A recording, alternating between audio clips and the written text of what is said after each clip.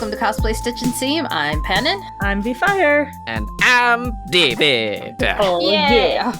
we missed you. It just wasn't the same. Yeah, I was really, I felt so bad, but at the same time, like, you gotta take care of yourself, so That is true. I hope you guys managed without me. Yeah. We pretended that you were there. It's great. I was going to say, you edited it. You tell us. A little peek behind the curtain. I haven't gotten to it yet. You're like, what is wrong with them this episode? It's just the energy's off. The vibes. It's like, oh my gosh, it's like Mercedes went off tangent so much. That never happens. No. Never. Even when I am there. Hey, well, if you listeners at home also miss David or want to share anything at home that you've been working on that you're proud of, you just want to give us a shout out, there's several ways you can do that. The first is our email, which is cosplaystitchandseam@gmail.com, or you can go to the website cosplaystitchandseam.com, and we've got contact forms there that you can fill out, or go to the Facebook page. Yar. Pulling up all the stops. It's like, what is this energy? I know. You could tell us your horror stories, your happy stories, or how much you missed me for a single episode. I know. I'm very important in your weekly lives. Yes, you are. And while you're on the internet, if you want to help out the show, join our Discord, go to our Patreon, patreon.com/cosplay stitch. For $3 a month, you can get a shout out on the show every single episode. And for $5 a month, you can join us on our Cosplay Chronicles. We're gearing up for another one coming up soon. It's almost March at the time of this recording. That's wild to me. This has been the longest 2024 of my life. I don't know about all of you, but also the fastest. No, I am there with you. Uh-huh. Also, don't forget to share the podcast with a friend or leave us a review on your podcast app of choice. Those help us out so freaking much. Honestly, it moves us milestones. Yeah, be awesome. Be kind. I don't know. Take it away from me. Stop it. I missed one episode and I don't know how to do my job. Nice.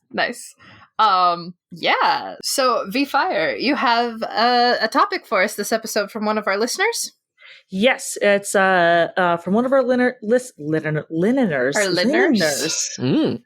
Wow, what is with my face today? From one of our listeners, as well as kind of mixing in with something that I've been working over the past couple weeks, and based off of the Life, the Universe, and Everything conference panel that I saw. So I'm going to keep this request anonymous because it just seemed very personal, but also it's a very good question to ask when you're like, I really don't know what to do in this situation. Hopefully this episode helps to give you a path to answering this question, because your question is one that I think like lots of people run into and don't know what to do. So the question is, how do you deal with a friend who has low self-esteem and is either like stealing ideas or trying to one-up you all the time? And that's hard, right? There's a lot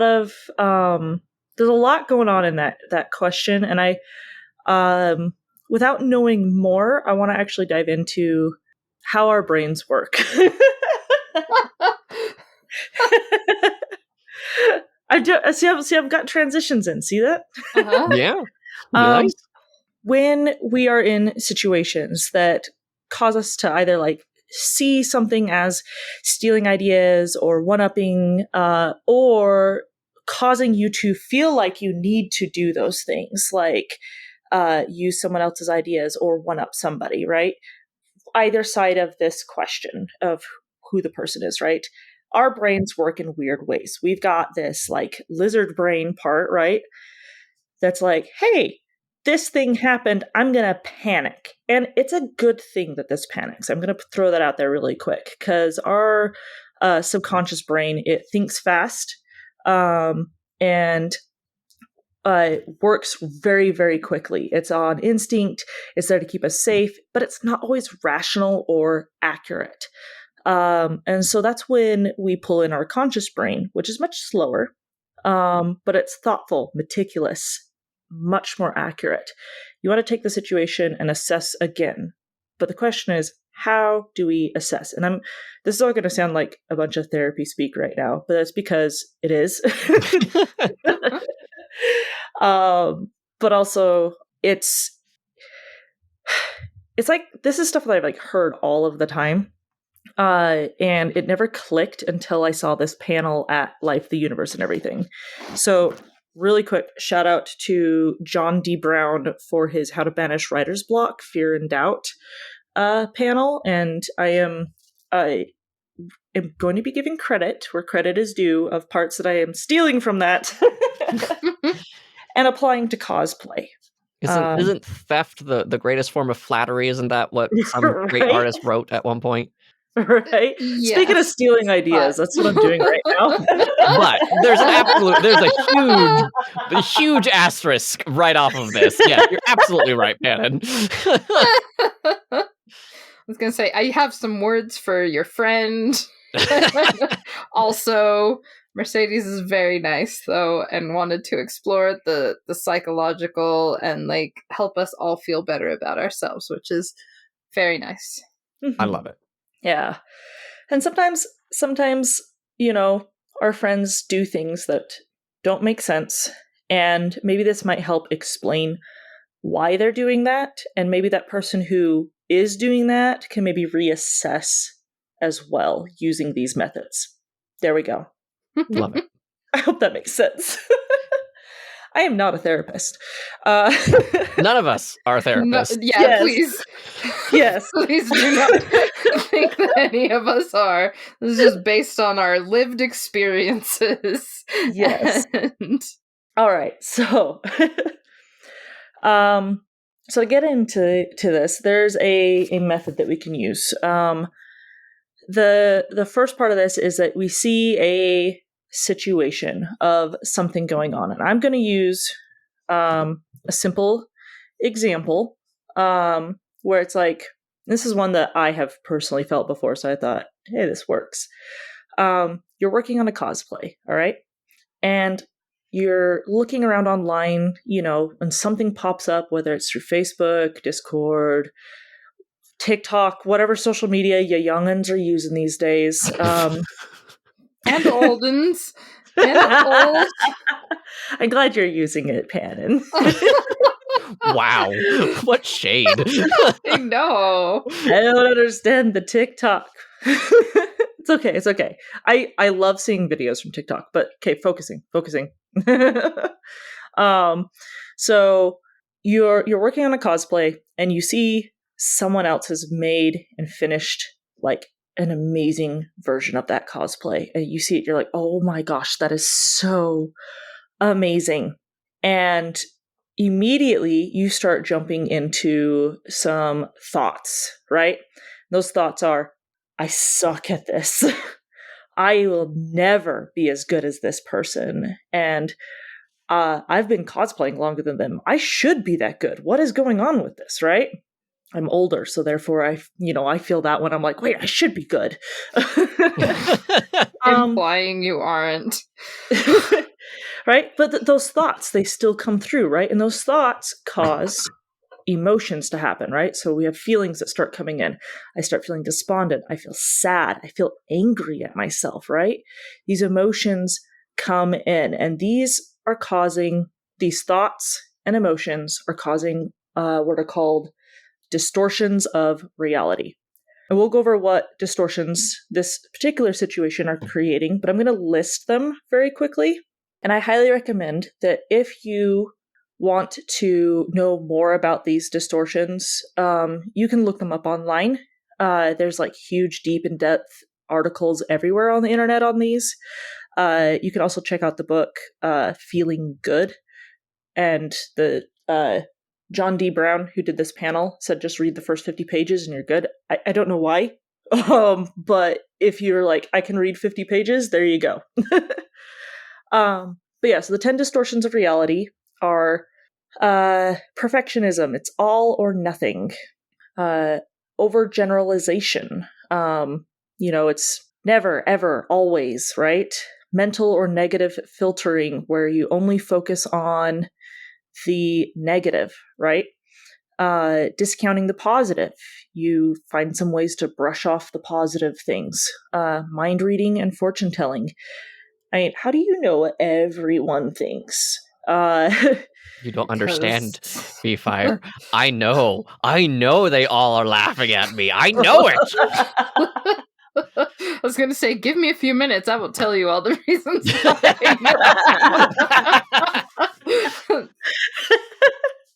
And the fortune telling side of it, that whole idea of I'll never be that good. How do you know? How do you know? The sixth one is magnification or minimization. Those both work hand in hand. One bad thing is not a proof of failure.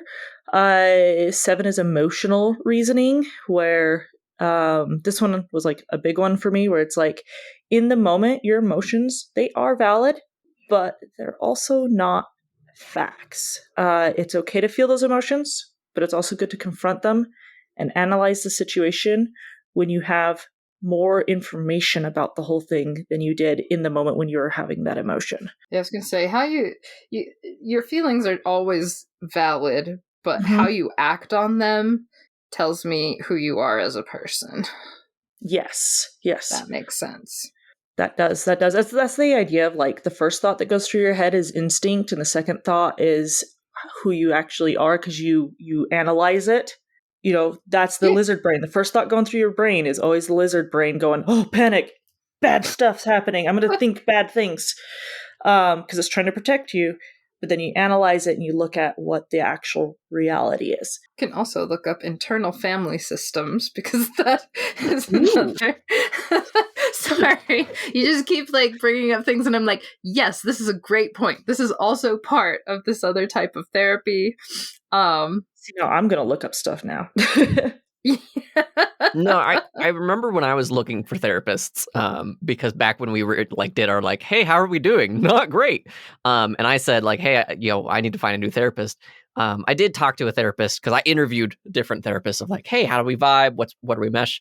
And one person was like, yeah, I do the family system, and like the school of thought is like we kind of partition our brains into different areas, and like I can see definitely that value of like breaking it down of like who's the caretaker in this role, who's the firefighter, who's putting out fires, and like you gotta prioritize some things. Like I remember when I was with Quinn in Scotland, I missed my flight, and that sucked. I missed it by 20 minutes.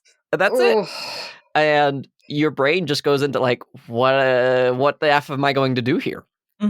And yeah, you just kind of have to like, how are you going to react? And I was devastated. I've never missed a flight in my 30 some odd years of life. I had a grade A in my life, and now I don't feel like I have that anymore.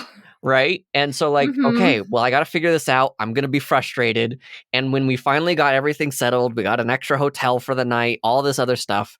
Like that's when I was like, hey, do I have your permission to just cry for like a few minutes? I gotta complete this stress cycle, and like how we all handle that is very, very different. And like, I love this idea that B-Fire is bringing up of like, there's so many aspects of how our brains are going to react to this, to seeing our friends doing the same thing, or seeing the very famous cosplayers who do this for a living or make it a big part of their livelihood of like doing it differently, not better, but differently. And it's intimidating for sure. Super intimidating. I have 2 more distortions. Go for it. 9 is labeling, and this is where you take one situation that happens and you label everything, whether it's yourself or another person. You label everything around that. It's like someone is late one time, therefore you've called them unreliable. Or you screw up on one thing, therefore you are a failure. There you go, David. You missed one flight, therefore you're, always late to flights, right? You're unreliable now. You're just not good at being on time. You're Be no fire, longer please put down the perfect. salt. The No, wound is very open. no. I'm not saying that that's what I you know. actually are. Give an example. I know. Can you put down the lemons now, though? I will. I'll put them Thank you. But David, the Oh. lemonade.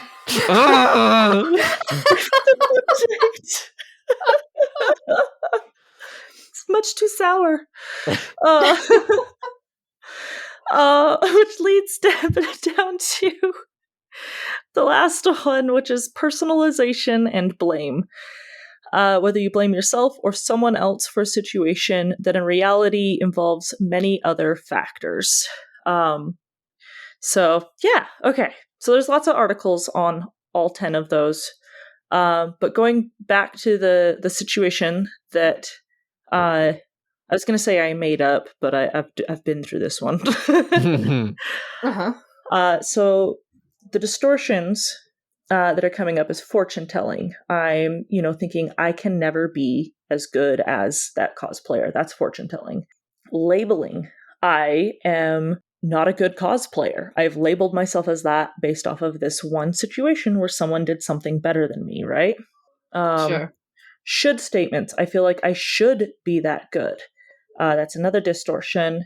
And then the blame. I'm blaming myself and just pounding on a bunch of guilt, right? But now that I've identified those distortions, I can now get at what is actually more accurate. I recognize the distortions. I realize that a more accurate phrase is, yes, their cosplay is super good, but I also do make good cosplays. It's not the same as theirs, but mine's still good my way and theirs is good their way. I might not be able to do some of the techniques that they used, but also they might not be able to do some of the techniques that I use. There's this kind of back and forth here. And my path is my own as far as I feel like I should be at this point in my life, but it's like also my path is my own. I've taken a very winding road to get to where I am, and I'm proud of that. It took me a while to be proud of it, but I am proud of that. And this brings us into the truth of the situation, right? Someone's always going to be better at cosplay than me. That's normal. It's so hard to tell myself that, but it's normal, right? It doesn't mean that you're always trying to be I'm going to be the best. It's okay that there's always going to be someone better, and that's okay. And comparing yourself to others is like comparing apples to oranges. Apples are sweet. Sometimes you get a nice little tart version of an apple, right? But oranges can be sweet, but it's in a very different citrusy way. They can also be sour in their own very citrusy way, right? Mhm. Comparing cosplayers it's apples to oranges. You also often learn by seeing what others do well. This I'm completely ripping from John D. Brown's presentation, word for word. He says, we often learn by seeing what others do well. Their success is a gift to you. I like that. Yeah. I love that one. I was like, oh my gosh, that's amazing. Nice. Because looking at my own cosplay journey, there are so many things I wouldn't know how to do if someone hadn't been successful at it first. Yeah. Things like articulated wing structures or corsetry or making ball gowns or how to do armor from foam or leather or metal. There was always someone who came before you. Mm-hmm. There was even today, Punish Props on their YouTube channel, they released that Britt is going to be working on a Karlach cosplay. Nice. And they talked about their planning and whatnot. And one of the things that they talked about was there's been a lot of people who have done this cosplay already. So why reinvent the wheel? I want to do things my way, but let me see what they've done differently. Is it Steve from SKS Props? I don't remember his name off the top of my head. I'm drawing a blank. I think it's Steve from SK. I apologize if I forgot his name. Steven. Is it Steven? Steven, yep. Okay. I He looked it also up. did a sword from Berserk, which obviously, like, my interest is pulled. But he's like, why reinvent the wheel? Somebody else has already done this. How do I do it my way? And to the point that V-Fire brought up, where, you know, what else has someone done, but how can I do it my way? Why do I have to do all of the hard work figuring out the angles when somebody's already like, well, if you do a chamfer cut on this angle, you're going to be fine. Like, you get to stand on the shoulders of giants, and you get to like enjoy that viewpoint because someone did do the work. And if you think that, like, oh, you're like, you're not like doing this from like a point of like, I don't want to say privilege, but this point of like, someone else has done work to get you to this point, right? We can pull this rug all the way back to like Isaac Newton understanding gravity. Like, that's how math has grown so much since that point to now. The luxuries that we have, the foam that we have, because all these other people have made these tiny little increments, and we are all standing on the shoulders of giants that we are just trying to continue doing our best bet at. And for us older cosplayers, it's okay if some of those giants are younger than you. My brother showed me how to paint bone texture and color for my Zagreus cosplay, for all the bone pieces. Nice. Yeah, he showed me how to do that, and he helped me put all those together and paint all the skull belt, the skull on the sword. And he's, oh Lord.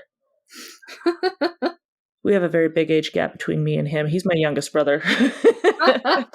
Just that fun little reminder of like, oh, there's a distance. I'm old. See, my brain just went to, he's going to get himself on lists if that's the kind of stuff he's looking up. How do I make how to paint realistic bones? Oh, I love that. Sorry. with this situation, and with like others as well, I always try to remind myself, and this is one of my truths that I wrote down, is that, you know, I'm still working on this project. I should not expect it to be a finished product if I'm still working on it. And what? I know, right? What? What do you mean? You know, I wrote down it's reasonable for it to be a mess right now, and it will get better over time. My other version of saying that is, it's okay if it looks like shit. It will get better. My costumes always have to look like before they get better, and that's when I know I'm on the right track. Yeah. Nice. But yeah, so so going back to like our listeners' question that they brought up, you know, look at the situation. What feelings do those bring up? What are your thoughts on that? And then what feelings does that bring up? And then look at the distortions. You know, look at those 10 distortions, see which ones, you know, you can identify within your thinking, because you can't control your friend. You can't reach into their brain and make them do things, and that's okay. But what can you do for yourself here to maybe be more, you know, you don't need to be so understanding, you know, if you realize, you know, maybe my friend's not that great and maybe they're not a friend. That's okay. Or maybe it's, oh, you know, maybe there's something that you've missed and you didn't realize it. I run into that all the time. I always ask my friends, I'm like, okay, I know this thing I do irritates you. I keep doing it. Please tell me when I do it. Because there are some things that I don't notice, and I try to identify those and find them on my own. But it's hard. It's hard. And I have good friends who are willing to call me out on my crap. Yeah. I was going to say, like, as far as the listener who sent this in, like, I would also see if this is a pattern or is something that's just happened once. Make sure you're not labeling. Yeah, well, yeah. But if it is a pattern, it sounds like a really difficult trait for how do I want to say this?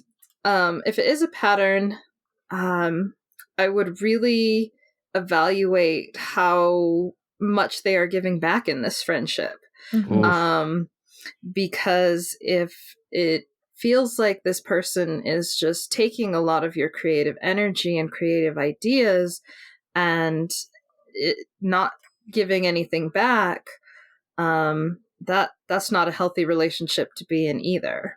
Yeah. Yep. On kind of the same hand, maybe a different finger, Yeah. what's your constant reaction?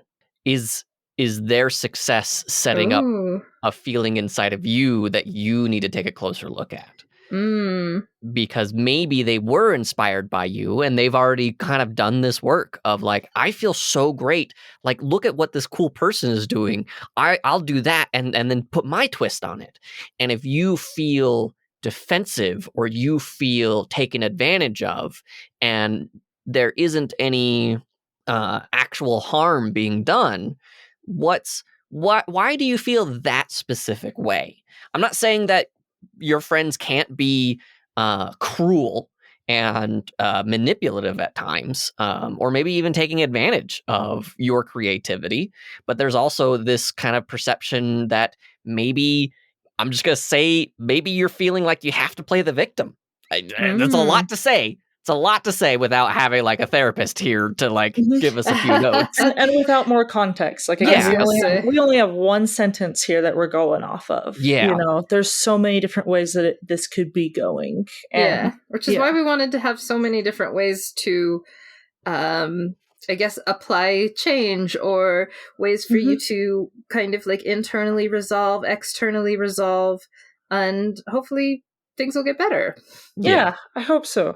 This, again, this request came back from November, but I hope that the person who sent it in is able to listen, and I hope this does help. Yeah, Definitely. No, and I appreciate, because I feel like we got like 3 very different viewpoints on how this whole scenario could be.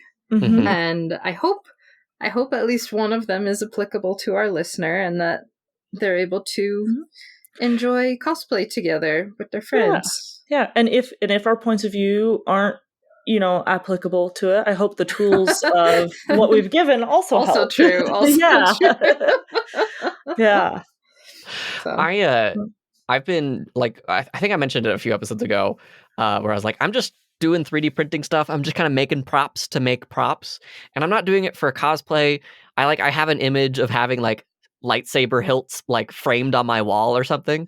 Yeah. And it's just like, there is such relief in knowing that I could screw this up and no one might see it. There's so much like, I'm just doing this because I want to, and like changing that mentality of like, oh, I want to show this off or anything along those lines.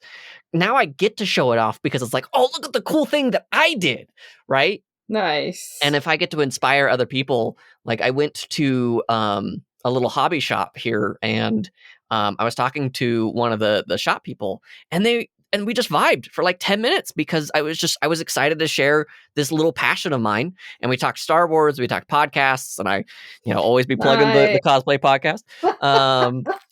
And like they were just genuinely like excited to hear about it, and I didn't feel like such a burden, because like with the Hollow Knight, it's like, okay, I'm doing this for a competition, so I gotta like prep all my energy for doing this whole thing. But now I'm just kind of like, I'm having fun with it, and I think that's a thing that we kind of forget about when we're doing competition pieces or we're making a cosplay, is that for sure we get caught in this fantasy, at least for the ADHD folks and the other neurospicy people, is we get in this fantasy that like it's going to be the greatest thing ever and all these people are going to love it, or the vice versa of like it's going to be trash or whatever. Like we get so caught up in those what ifs that V-Fire mentioned that we forget that we want to have fun, and that's it. Yeah, we're just doing it to have fun. Yeah. On the note of competition, one of the things I wanted to mention with this, when V-Fire was pitching us the like episode suggestion, was whether or not competition is even for everyone, because I definitely don't think that it is. And I think especially in this how cosplay has evolved as a hobby, as a career for some people. Competition is not something you have to do in order to be lauded for your efforts. Absolutely. Right? You can, like, there are so many different ways you can perform now that are not just on a competitive cosplay stage, right? There's so many ways that you can explore craftsmanship that aren't necessarily on a competitive stage, that you can still like show off how much work you've done, how like all these other talents that you have, and some that like aren't even something that you can really judge on a stage, you know? So just seeing like all these different videos of how all these different people explore their love of cosplay, it just makes me so happy and excited. So Yeah.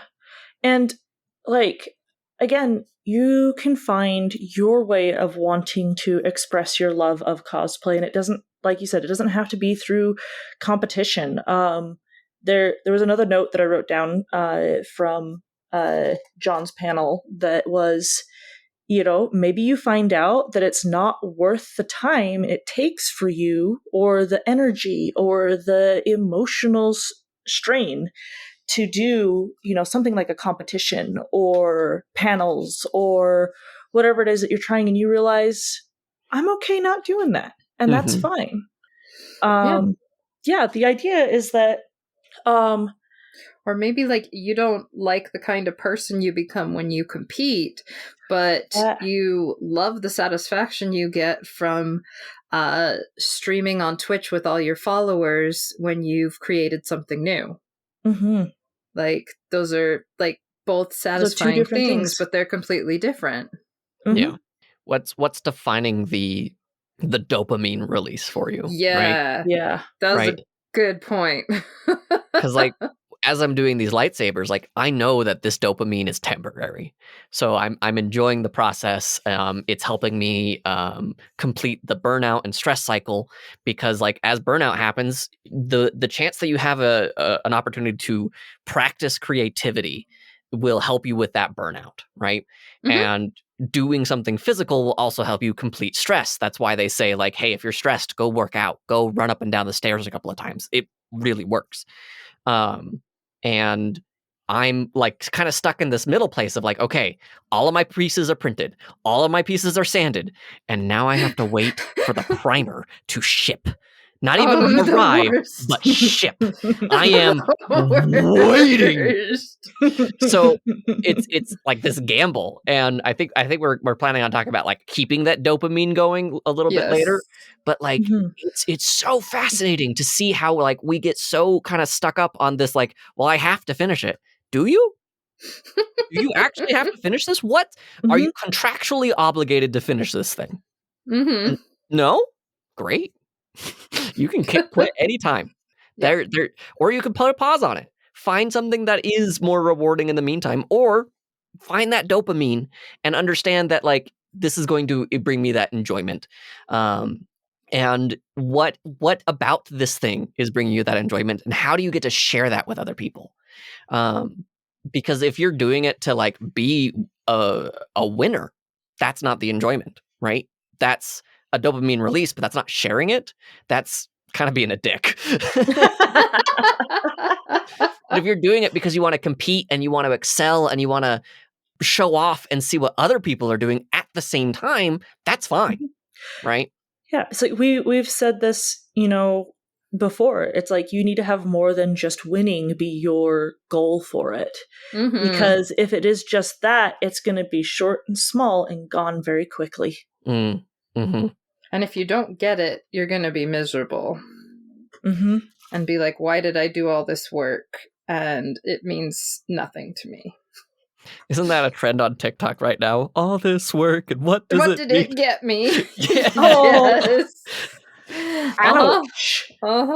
Dang. Well, and I think like you got to think about the reward in so many different ways of what's the experience and where what did I learn, and how can I do better? Like there's so many ways that you could be positive about a thing and understand that like it still wasn't enough, and that's okay. Mm-hmm. And having people who are inspired by you, even though it may feel like they are leeching off of your creativity, I think is a good way of putting it. It feels heavy, but you could also have an honest conversation with them of like, hey, I noticed that like I see that you're doing a lot of the same things that I'm doing. Tell me your thoughts on that. You don't have to point a finger. You don't have to be accusatory. You can just be like, where's this coming from? I'd love to know. I'd love to tap into your energy, because at the end of the day, like if you can't have that kind of conversation with a friend, are they your friend? Yeah. And for those who just like, in that moment, like you find out this, you think, those thoughts, it's okay to be sad for a minute. It's okay to feel those feelings for a minute. What's most important is what happens afterwards. Pick yourself up, learn from your mistakes, and it's okay to make mistakes. If we didn't make mistakes, we wouldn't learn anything. Wouldn't learn crap. Wouldn't learn crap. I don't know about you guys, but again, the 100% victory champion over here has... Wow. Well, I can't wait for you guys to push me into all another be David. competition. I kind of hope I lose the next one, just so I can be like, well, it's no longer 100%. Dude. But my old boss at my old job, he would always brag that he had 100% win rate on Fortnite. Because he played it once and kicked everybody's butt, and then he won't play it again. Can I give you a nice fact to if you ever talk to that boss again? Yeah. When you play your first round of Fortnite, it's like 90% bots. It's like Pokemon Unite. Yep. It is specifically designed to make it so you are most likely to win in that scenario, so you will continue to play. Also hit me up on Pokemon Unite. I can't wait to tell him that, actually. Well, dang, with all this like good advice, do we have anything on the other end? Do you mean a horror stories? Spooky. Yes, I do. Yes, I do. Of course we have a horror story. These are coming from our cosplay Discord. We don't pull them just from the Discord. That's just where we get a lot of traction nowadays. But so you can always send those in other places, and we'll talk about that at the end of the show. But here, this one comes from Becky Boo Bear, and they write, well, this feels like a horror story. So I woke up to an email from the con with details on the masquerade, and it mentions the video you can send in. Yeah, it's not going to play on the background LED screen that's shown in the stage layout. It's for the two side screens. Oh, shoot. Our skit hinges on using the background screen for a video that represents a floating screen character who interacts with a cosplayer on stage. Oh, crap. If they don't respond, quote, oh, sure, you can use it. It's for a special case, end quote, to my email begging to use the large screen on the back. IDK if my group can even do the skit anymore.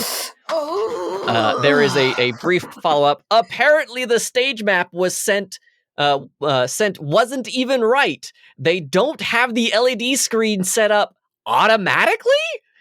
Oh Lord, I don't know if I can manage creating another video background.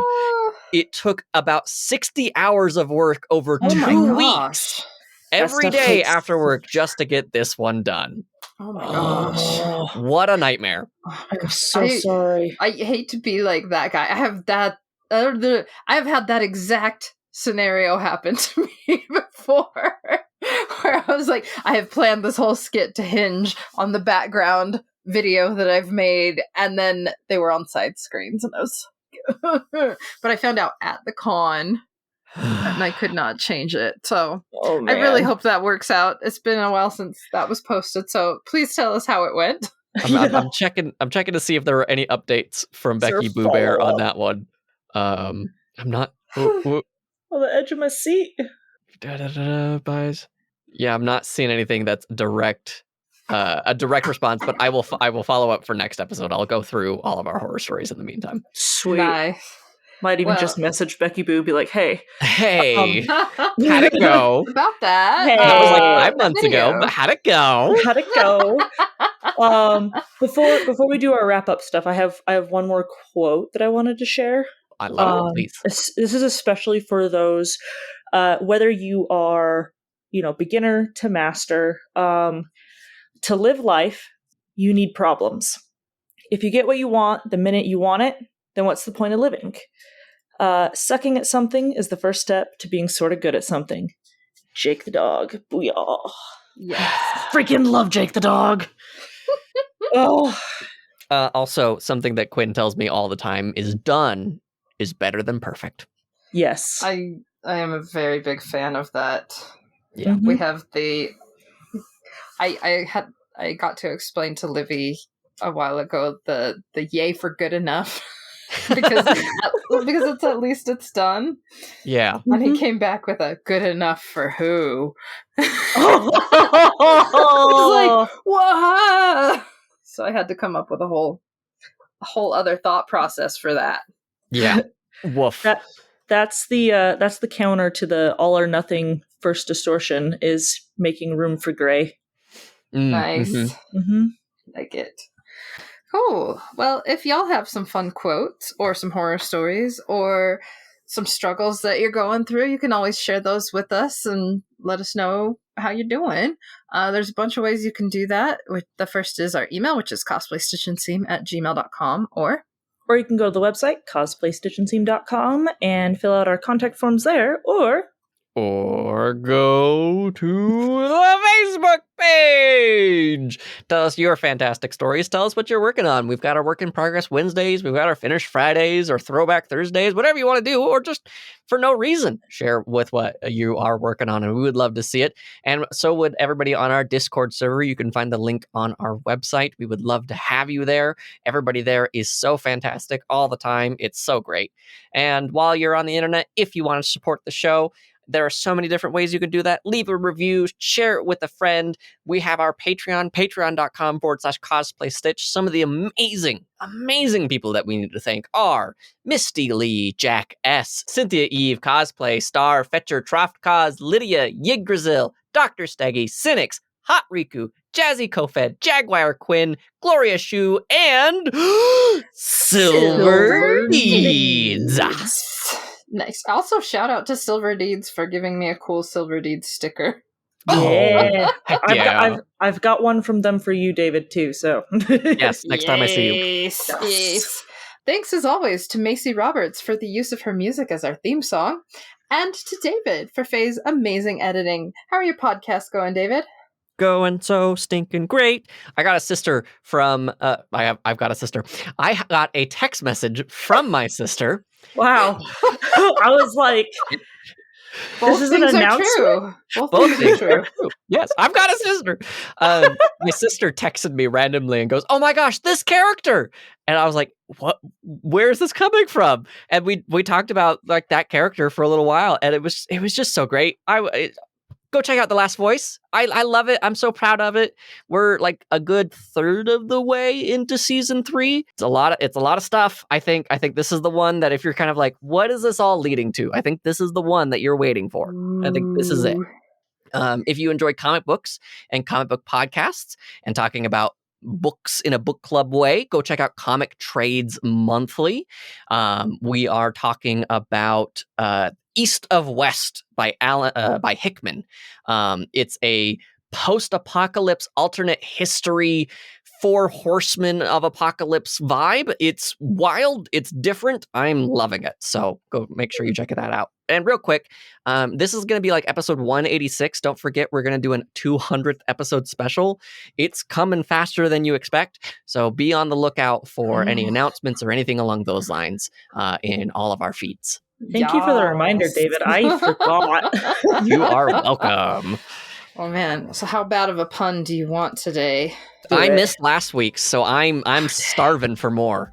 Okay. Man walks into a bar with a slab of asphalt Ow. under his arm and says, A beer, please, and one for the road. Because it's a piece of road. Bye, guys. Bye. See you later.